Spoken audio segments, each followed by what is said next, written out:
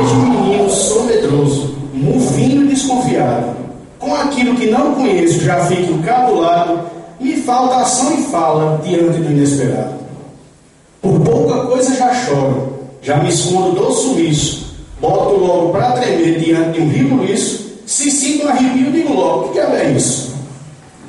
Não gosto de cemitério, em velório não sou chegado, faço logo sinal da cruz quando me vejo aperreado, se vejo num lugar antigo penso logo que é assombrado. Das coisas do outro mundo não quero que me encontre nada, mal assombro, besta fera, Deus me livre, quero nada, pomba gira, chucaveira, fulozinha ou penada. Meu medo só aumenta quando chega a noite escura, me tranco dentro de casa, me dá logo uma amargura, tomo um chá, me tremo todo e o povo diz que é frescura. Mas não é frescura não, esse medo começou bem cedo. Quando eu era criança já vivia morrendo de medo, não ficava em lugar sozinho, gelado logo a ponta dos dedos. Mas isso em mim tem uma origem, uma lógica explicação. Começou quando eu dormia com minha tia no coração, ela antes de dormir rezava uma oração.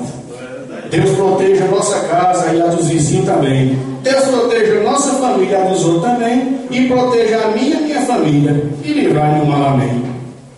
Aquilo me dava um medo e um calafrio também. Eu cobria a cabeça com um modo não ver ninguém e ficava imaginando que moléstia é mal, amém. Deve ser assombração, coisa boa não pode ser. Para tia rezar toda noite, para ela não aparecer, para Deus livrar a gente desse mal acontecer. E assim passei a infância imaginando o que seria um bicho, uma alma penada. E se ela aparecia, eu não tinha sossego enquanto amanhecia. Até hoje não durmo, sem reza, o tanto que me convém. Livrar de todo mal, dos que vêm e os que não vêm, mas até hoje não sei o que molesta malamente.